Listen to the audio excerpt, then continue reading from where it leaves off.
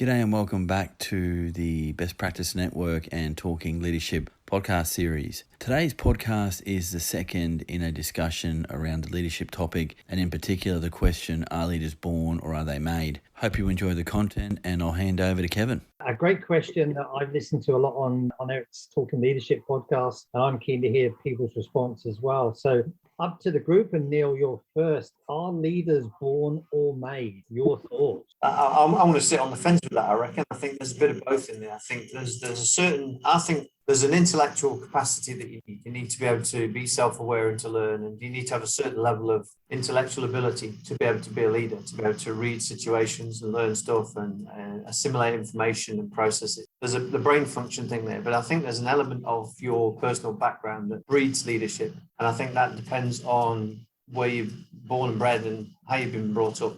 I think my observation was the leaders, the best leaders are the ones who've had the toughest life. The ones who are the most empathetic with other individuals and the ones who are the most driven to succeed are the ones who've had the, I'm trying to think of a word that you can't edit out there, but the ones who've had the shittiest life. That's my observation, is that people who've had struggles in their life are the ones who have the greatest empathy with others, and they're the most humanistic. And I think they're the two elements we're kind of talking about, is your ability to strategically think and critical think and process and learn business acumen. But then the humanistic side, I think, comes from, in my opinion, from your background. It's not from your education, it's from your parents, where you grew up, how you grew up, what your experiences were in life, how tough it's been. Great, thank you. So over to Xanny. Xanny, are leaders born or made? So I also sat on the fence. I said 1/3 born and 2/3 made. But I think if I had to choose one, that it's mainly made. I think that some people believe that true leaders are born that way. So they're naturally charismatic, influential and inspiring individuals who are destined to make the mark. But while certain people may be naturally predisposed to leadership, I believe it is absolutely possible to cultivate the characteristics and skills that are necessary to call yourself a leader. So whether you're born with a special sauce or not, if you want to be a leader, you're going to have to work to develop and refine the characteristics of great leaders by acquiring those complex skills through experiences, self-development and training. So like all skills, some people are just more likely to be good at leading than others. Okay.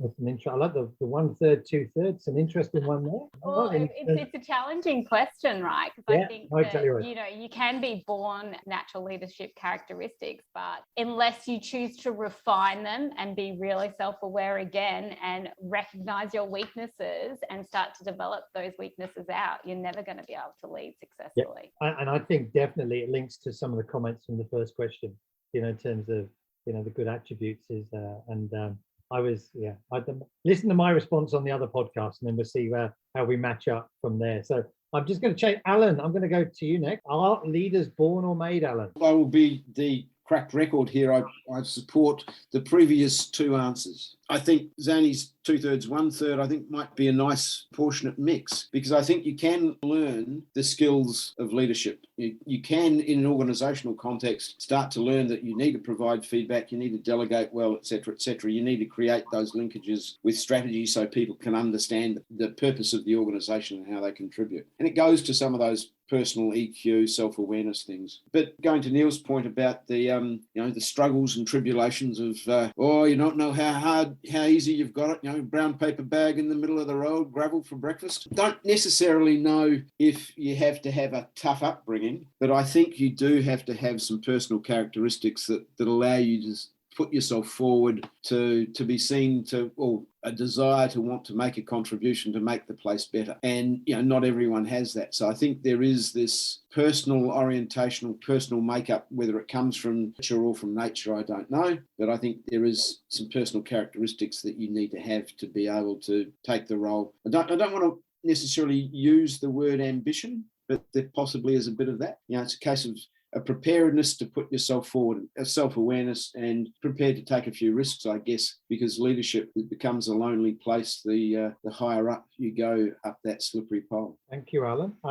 Over to Ron. So Ron, are leaders born or made? I've got a firm view on this one. So my firm view is the capacity to be a leader is something that you are born with. The type of leader you become, that is something that is made. So let me elaborate. So I've seen individuals that have had identical upbringings that you've got, and even to the point of, whether they be twins, that you've got someone that becomes a leader and someone that does not, but identical upbringing. So I don't think it is related to your upbringing. I think it is a case of, if you are born a leader, it is just about your capacity to be a leader. I'll give you the analogy. So the analogy is athletics or sport, right? So individuals are born with their potential to excel at a sport or not. Those that are born with the potential to excel, they make a decision to pursue a support and the support that they're going to pursue. And that comes through a range of experiences and the opportunities afforded to them. So I've come across, and look, I've done a bit of my own, I guess, personal reflections. I've spent plenty of time sitting on aeroplanes across the Pacific, and it's my time to reflect, and I reflect on individuals and the different behaviours that they have. And I'm absolutely convinced that this capacity is something that is born into you. Now, similarly,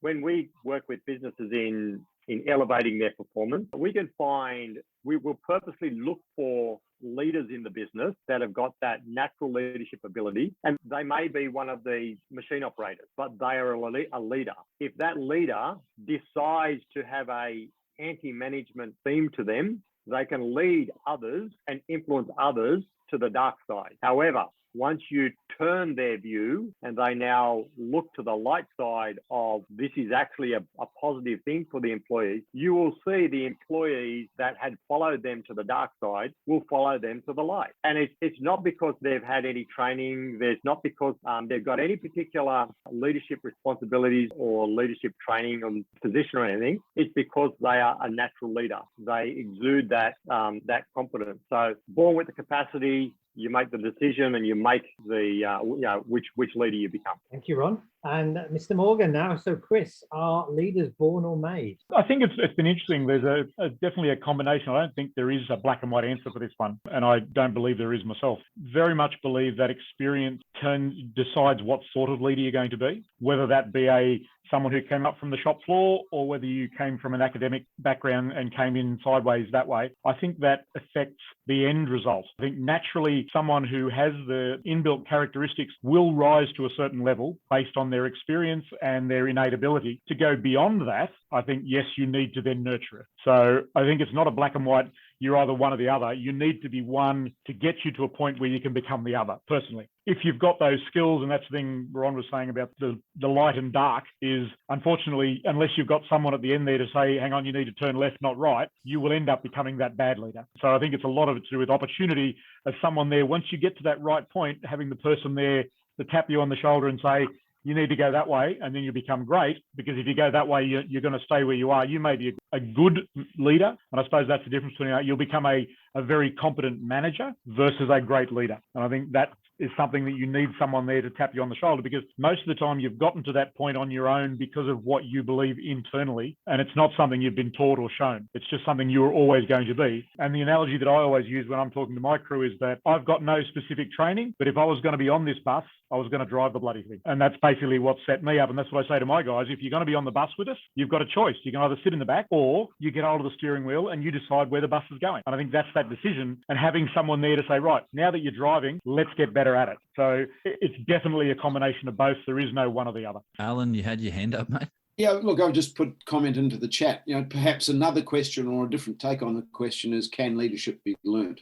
Get away from the, well, I think it's a great debate, born or made, but perhaps another question or perspective is, can it be learned? So one of my podcast guests was a gentleman by the name of Mike House. And when I asked him this question, and to let you all know, you're all consistent with the standard responses I get to that question on my podcast. No one has ever said they're only ever made or ever born. And I like the 2/3, 1/3 thing. Like, it just, I think it depends on sometimes your worldview and a philosophy of how you've grown up. I think school of hard knocks makes for good leaders, naturally inquisitive people. And the extroverts that you might meet in your life and make good leaders, but I've also met a lot of introverted people that are exceptionally good leaders. So I think that the formula is an interesting mix, which keeps this subject interesting to be talking about. But Mike brought up something that kind of floored me, and I'm hoping you all have a view on this, that he said leadership is a choice. And he also mentioned, and this is one where I hope we can get some discussion on this one in particular, is if you choose not to be a lifelong learner, you're never going to be as effective a leader as you could be. I strongly believe that, but I think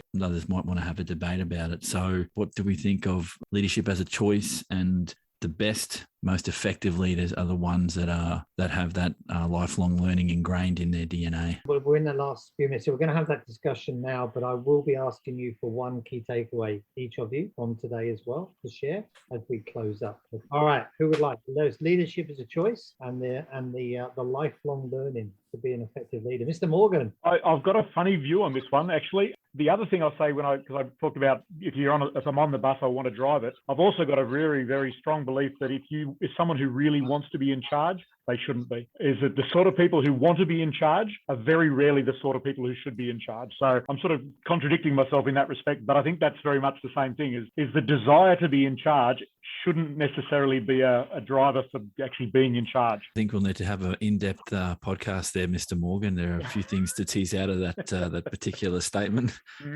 For those that are listening, everyone is shaking their heads in furious agreement. This thing called leadership is not, if it was precise and we knew exactly what the formula was, we wouldn't have as many people engaging in the discussions around it, because it's a not exact science. Hey, who'd like to go next? Neil? I've always had the same view that people who want to be in charge shouldn't be allowed to be. But I think that the way I look at that is I reinterpret that as being what I said before about this sort of personal accountability. The leadership choice is it starts with me. Leadership starts with me. Even if you've not got great leadership above you, it doesn't mean that you have to cascade that behavior. You can start at your level and say, I'm going to take this on and I'll be a leader. Especially, and that's probably the case for me, is sometimes I got really poor leadership and I thought, well, I'm not going to let that influence the way that I influence my team. I'm going to take it on board. That's the choice thing, I think, is that it starts with me. It's that ownership, that accountability to say, I'm not going to let other leaders influence me. I'm going to get on with it at my level. If you're in a bad situation like that, the lifelong learning thing, I totally agree with that. I think then what you said before about being naturally curious, I think is the important thing there. I think you can inspire other people if you demonstrate your ability to assimilate information, learn, process, and then use that to make decisions and to guide other people. I think if you're naturally inquisitive, you're constantly hungry for more information, that inspires other people to mimic that behavior. So I think definitely that whole thing around lifelong learning is people who are constantly absorbing podcasts and things like that, and they're bringing new suggestions and new information, and that's what inspires people. It's like, well, where did that idea come from? But it's actually, I actually heard that yesterday. It's something really cool I hadn't heard before. So you bring in new information, and I think that ability to bring new information and to bring new perspectives, that lifelong thirst for learning is something that inspires people, and I think that's what drives people to follow. Xanny, Alan, Ron? I can go next if you want. Yeah. So in terms of leadership as a choice, I agree with what Neil says, that you do need to be accountable for your own actions. You get to choose your own personal brand. So regardless of what leadership capability is around you or above you, you get to choose that. But also you have the impact on people that you deal with on a daily basis. So you get to choose how people feel. And that's always resonated with me. So you get you can have a critical conversation that still has the same impact as having a really negative conversation with the person. So yeah, definitely aligned with what Neil and Christopher has said there as well. And in terms of lifelong learning, agree with that as well. And I guess that's where your strategic thinking comes into play as well, because if you're not learning, then how are you developing yourself and then having the foresight to really throw that strategic vision out there and then lead the business behind you or with you? Okay, great. Alan? Again, wholeheartedly agreed, fierce agreement. I think that concept about leadership as a choice and personal accountability, and you're faced with situations where you do get a choice. Do I actually raise my issues or my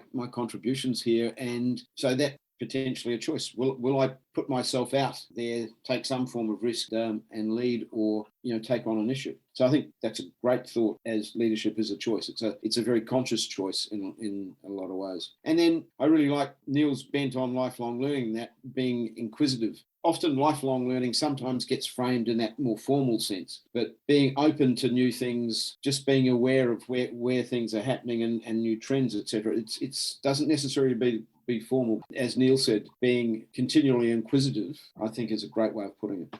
Alan and Ron, just to close this question off. I'm going to dig my heels in a little bit on this one. So I'm going to go back to my views on born or made. So I still think that the capacity to be a leader is something you're born with. However, the decision to become a leader and the type of leader is the choice. That choice is influenced by the experiences that the individual has, but also their own personal values, their own personal being is helping where that choice would lead them. And again, there's strong leaders that are on the light side or the dark side. You know, hey, you even you go to the extent of, you look at some of these crime kingpins and what they manage to do, some amazing leadership skills, but the sort of leadership that luckily the majority of us find despicable. But hey, they get people to do some fairly wacky things, right? That's still leadership. So the choices there are about how you embody that leadership and where you want to take it. Similarly, if I just quickly touch on my sports analogy, those of us that have coached kids in sports, may have had the opportunity to see a kid come through where you go, wow, this kid is a star. He's got the potential, right? And it's still their decision. You can nurture them, you can provide them with the techniques all you like, it's still their decision whether they convert that raw capability into something tangible. Flip side, you see some kids in that come into the sport and you go, all right, Johnny's there to have fun. Let's make sure he has some fun. Right? Never going to amount to anything of a career, but doesn't mean you don't provide them that experience. In terms of the second statement around, the lifelong learning, I feel that a leader that does not embrace lifelong learning is not truly a leader. I think it's a mandatory competence that they have. That now the type of learning is, that's a very open statement. I would not consider, your structured learning to be the only form.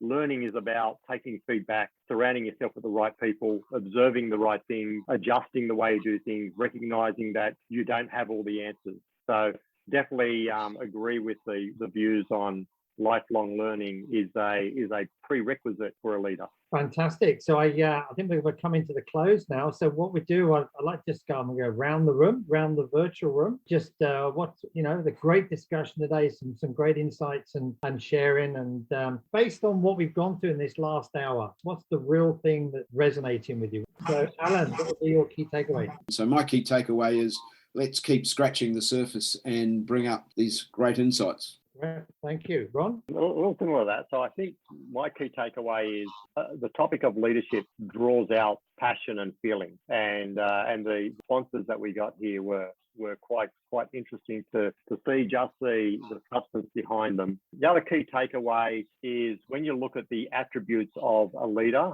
the importance of being able to reflect on a positive leader as well as reflecting on a negative leader in order for you to internalize the do's and don'ts of leadership. That's a key takeaway. Fantastic. Neil? I think mine was probably Ron's definition of whether leaders are born or not. I really like that spin on that. And I think I totally agree with that. And after I'd said my piece, he said his, I adjusted my thinking. So I think that was my key takeaway. All right. No, thank you. Xanny? So I think that leadership is not a one-size-fits-all, and it's a very broad topic that we could definitely talk for hours. But I also loved Chris's comment around, if there's someone that wants to be in charge, they shouldn't necessarily. All right. And Mr. Morgan? Look, I think one of the things that's brought out really clearly is that there is no clear answer. I think there's so many divergent views and none of them are wrong because every single person, every single leader is different. How they got to where they are, what makes them what they are is different. So I think it's very hard to have this,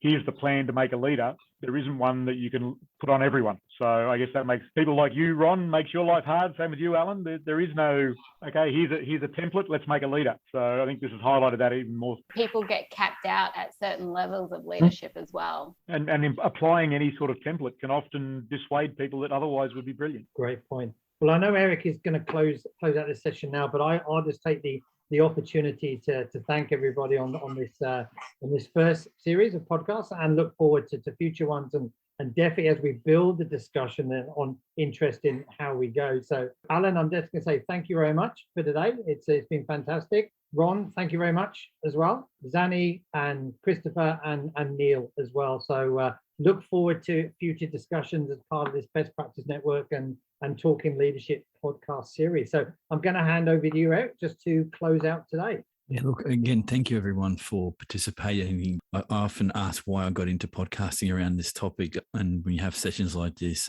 it energizes me to want to do more in this space. But one takeaway for me, if I can be so bold, Alan, I think the question that can leadership be learned, that's got so many facets to it, is what part of leadership do we want to teach and what is teachable? Because some people I've met in my travels, and I won't name those leaders because they're in that category that Chris mentioned at the start, the unmentionable leaders, that it's, some people can't be taught this. And so what is the most appropriate thing to inculcate in a leadership program is an interesting topic area, because we all invest as businesses in leadership. And one of the things that I hope is an outcrop of discussions like this is, where do you get your best bang for buck in developing people? And within your own businesses, what are you doing to identify early career leaders versus the established ones that need a bit of leadership 101 and then sort of everything in between on that spectrum? So thanks again for joining us today. We'll make links available in the podcast description to access these discussions. I'd like to thank the Best Practice Network for helping organise this podcast series. Thanks again for your support. My name is Eric Perez. I host Talking Leadership, and we'll catch you all on the next podcast.